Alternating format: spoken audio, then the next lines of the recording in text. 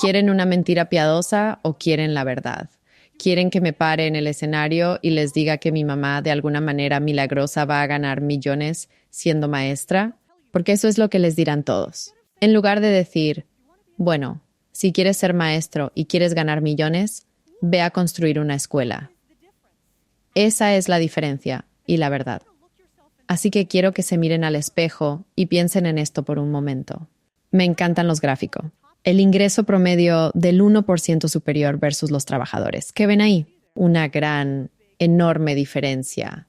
La diferencia entre los medios y yo es que los medios van a decir que ataquemos a los ricos y van a perseguir a los de arriba, pretendiendo que van a redistribuir todo entre nosotros. Pero, ¿cuántas personas en los Estados Unidos tienen negocio pequeño?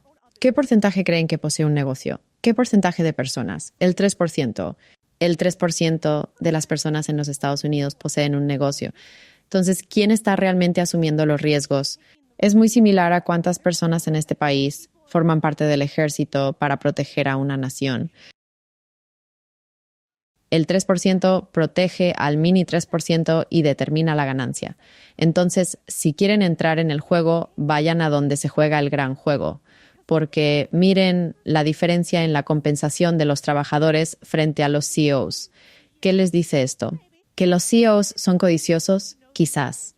¿Les ayuda el saber que los CEOs son codiciosos? ¿Serán más ricos teniendo esa mentalidad? No. ¿Cómo se harán más ricos rápidamente? Se convierten en CEOs, construyen. Así es como se harán más ricos. Se convierten en uno del 3%. Y así es como ganan dinero. Porque yo era como muchos de ustedes que no tienen todavía un negocio. Ganaba solo 37,000 al año. Es la primera cosa que nos quitarán, porque enfrentarán a los que tienen contra los que no tienen. Tenemos que defender la verdad a toda costa. Y cualquiera que les diga lo contrario, quieren quitarles algo muy importante. Y de eso tenemos que tener cuidado en todos los aspectos, porque la verdad del asunto es que más dinero no son más problemas. De hecho, creo firmemente que todos deberían tener todo el derecho de perseguir incansablemente su primer $1,000,000. Nos engañaron durante 10 años con un estudio que decía que la felicidad alcanzaba su nivel máximo. ¿En qué cantidad? ¿Recuerdan el monto? $75,000. ¿Qué descubrimos el año pasado? El nivel real es $500,000. Usan un estudio para decirnos que no deberíamos ganar más. Porque ¿qué es el dinero? El dinero es malo. Eso es lo que nos dicen. Sin embargo, todos ustedes son diferentes, porque lo que descubrimos cuando entendemos el juego del dinero y la propiedad es la diferencia entre suma y multiplicación. Voy a mostrarles a qué me refiero. En el lado izquierdo tenemos suma 1, 3, 5, 7. Esto es lo que sucede cuando ganas. Cuando trabajas para otra persona, ganas, en promedio, aumentos del 3 al 7% anuales. Cuando eres dueño, multiplicas, lo que significa que nunca adquieres un cliente. Uno a uno los adquieres en partes, y así es como puedes pasar de un juego donde no ganas mucho, como en uno de mis primeros startups cuidadosamente afinados, a un juego donde ganaba mucho para otras personas, a otros juegos donde soy la dueña de todo el negocio. Debes buscar dónde puedes multiplicar en lugar de simplemente sumar. Pero la verdad del asunto es que desearía que alguien me hubiera dicho que hacerse rico no se parece en nada a esto. Tampoco vas a envejecer como ellos, para que quede claro. De hecho, hacerse verdaderamente rico se parece a esto. Son días largos y noches largas, repetidos una y otra vez, ¿verdad? Pero la otra verdad que no nos dijeron es que no es suficiente solo trabajar, ¿verdad? Podrías trabajar mucho en la cosa equivocada y seguir siendo pobre. Entonces, ¿qué falta es esta palabra? Riesgo. Pensamos en el riesgo de una manera negativa, ¿verdad? Nací en una familia inmigrante. ¿Alguien más es de una familia inmigrante? Sí, genial. Ustedes son lo máximo. Nací en una familia inmigrante y las familias inmigrantes no les gusta el riesgo. Por ejemplo, si le preguntas a mi mamá latina sobre la deuda, ella diría que eso no es bueno. Pero la verdad del asunto es que si no tomamos riesgos, miren lo que pasa. Sin que ustedes siquiera se den cuenta, sin que yo siquiera me dé cuenta, el gobierno nos ha robado lentamente nuestro dinero, año tras año, día tras día, hasta que vale una fracción de lo que valía al principio, ¿verdad?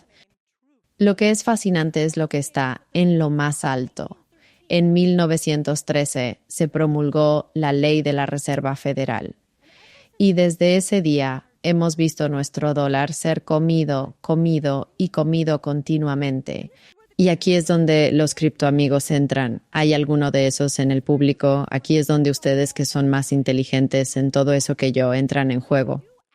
Pero hay algo que sí entiendo aquí. Me senté con mi mentor del que les hablé antes, Bill Perkins, un día en su gran mansión en Austin. ¿Alguna vez han tenido una gran idea y luego van a casa con su pareja, esposo o esposa y están muy emocionados de contarles la idea y ellos simplemente destruyen completamente la idea? Te dicen lo terrible que es esa idea. Mi esposo a veces me llama Capitana No, y así soy yo, pero esa vez tuve esa gran idea. Hablé con Bill y le conté toda la idea. Y entonces él me mira muy amablemente y me dice: ¿crees que has estado tanto tiempo rodeada de pequeños negocios que lo pequeño ha infectado tu forma de pensar? Fue grosero y, sin embargo, tenía razón. Con esa pregunta me hizo darme cuenta de que el riesgo que estaba tomando nunca me daría la recompensa que pedía. ¿Todos ustedes están tomando el nivel adecuado de riesgo? Porque la única manera de llegar a la contaminación, donde tu dinero empieza a generar tanto dinero que se vuelve incómodo para ti, es al tomar más riesgo. Porque realmente puedes medir tu cuenta bancaria por los problemas que resuelves, por los riesgos que tomas. ¿Alguien sabe quién es este tipo, verdad? ¿Alguien sabe quién es? Oh, alguien dijo que sí sabe quién es. Probablemente tienes una cuenta bancaria bastante grande. Está bien vestido. Puedo notar que este tipo va a tener éxito. Joe Lonsdale es otro multimillonario. Comenzó una empresa llamada Palantir. Se ha convertido en un amigo mío en Austin, Texas. Hay dos cosas que me gustan de Joe. No tiene miedo de decir las cosas que nadie dice en voz alta. No tiene miedo de ser odiado y no tiene miedo de construir. Este tipo ha cofundado 8 compañías multimillonarias y, sin embargo, adivinen qué. Una persona aquí reconoció su rostro. ¿A quién les dicen que admiren para conseguir lo que equivale a la libertad? No son las personas correctas, ¿verdad? Porque la realidad es que si quieres ganar cantidades masivas de dinero, no puedes jugar en pequeño. Y quiero terminar con esto y luego adelantar un par de cosas. Tengo un dicho para todos los CEO de nuestra empresa en cartera, que es que su producto o es escalable o su CEO está miserable. ¿Alguien sabe cómo Chamath se hizo multimillonario? No es solo por los SPACs. Solo diré eso para cualquiera que haya seguido su impresionante historial de inversiones. Lo siento, Chamath, eso no fue genial. Él tuvo una idea clave en Facebook que llevó a esta empresa a ser una de las más exitosas de todos los tiempos. Se llamaba 7 amigos en 10 días. Esto es algo que toda empresa tiene en común.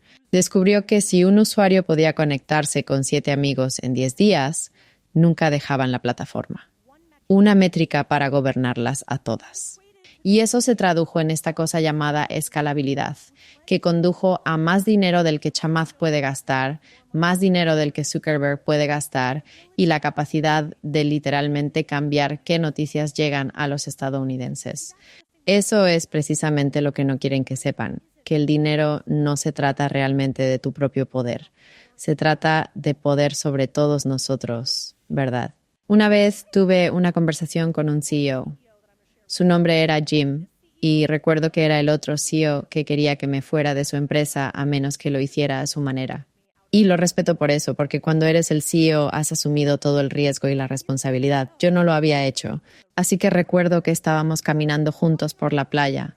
Yo quería manejar el negocio de esta manera, pero él quería manejarlo de otra manera. Y Jim me dijo: Cody, con todo respeto, si quieres quedarte en esta empresa, puedes o subirte al barco y remar con nosotros o bajarte del barco. Y me dijo una frase que nunca olvidaré. Dijo: en esta empresa nos hacemos ricos en silencio. Y pensé en eso, y entiendo las razones, porque a la gente no le gustan los ricos. Y da miedo estar en público, pero ese día decidí que en lugar de eso me haría rica junto con otros, que nunca permitiría que otro humano me dijera que no podemos compartir con otros. En especial esto que es muy importante. ¿Puedo escuchar algunos aplausos? ¿verdad? Quiero avanzar rápidamente a través de la información y llegar a algo significativo para ustedes. Hay algo que creo que es muy importante en la actualidad, ahora más que nunca. Y les voy a decir qué es. En nuestro mundo de hoy, somos como hormigas en un frasco. ¿Han escuchado que alguien dijo eso antes? ¿Han oído hablar de Sam Bankman-Fried? ¿Alguien conoce ese nombre? Este tipo lo conoce. Somos como hormigas en un frasco e intentan provocarnos. Hay una historia interesante sobre dos tipos de hormigas en un frasco, hormigas negras y rojas. Cuando pones las hormigas en el frasco juntas, ¿qué sucede? ¿Qué creen que pasa? ¿Pelean intensamente? En realidad no pasa nada, nada cambia. Las hormigas simplemente coexisten, llevan hojas o lo que sea que hagan las hormigas. Pero si agitas ese frasco, ¿qué hacen las hormigas? Se destrozan entre ellas. Se destrozan entre ellas con una ferocidad inigualable. Y creo que eso es lo que nos pasa porque pienso que el mundo se está poniendo bastante difícil. Creo que ya se puede sentir que una recesión va a suceder. Se siente muy difícil todo y podría no ser tan fácil este año como lo fue el año pasado. ¿Alguien siente eso? Es verdad.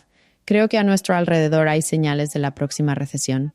Y algo extraño sucede en una recesión. Las cosas que antes parecían fáciles ahora nos enojan. ¿Y qué significa eso? Significa que en realidad tenemos que hacer un poco más con menos.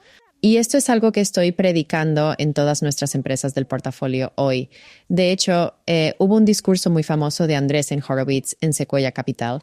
Dieron dos discursos diferentes en ese entonces, dos de las empresas más grandes de capital de riesgo del mundo. Y en 1999 dijeron que estaba sucediendo la muerte de las startups de Silicon Valley en muchos sentidos. Y justo esta semana salimos con una versión diferente de eso. ¿Cuántos de ustedes han oído hablar de modo fundador versus modo gerente? ¿Alguien ha escuchado esto en el mundo de las startups? Este tipo conoce de todo. Lo que está pasando es que los capitalistas de riesgo siempre señalan caídas primero. ¿Por qué? Los capitalistas de riesgo señalan caídas primero porque, ¿qué es lo que hacen? Toman una gran cantidad de dinero y lo invierten en esperanzas y sueños. Así que son sueños altamente apalancados, sin ingresos y sin ganancias. Entonces, cuando las cosas empiezan a desmoronarse, ¿qué creen que se desmorona primero? Las cosas sin ingresos y sin ganancias. Y así están empezando a sonar las sirenas de que las cosas se están poniendo difíciles. Pero quiero que tengan ánimo en algunas cosas. Miren este gráfico por un segundo. Esto se llama un gráfico de expansión y recesión. Lo que ven aquí es un periodo de expansión. Eso es cuando la línea sube seguido de contracción, seguido de expansión, seguido de contracción. Este es un ciclo normal de mercado que nos han hecho temer. La verdad es que muchas empresas morirán, pero miren lo que les pasa a las que sobreviven. Vemos que las empresas que sobreviven a una caída son entre 9 veces más rentables y tienen hasta 3 veces más ingresos.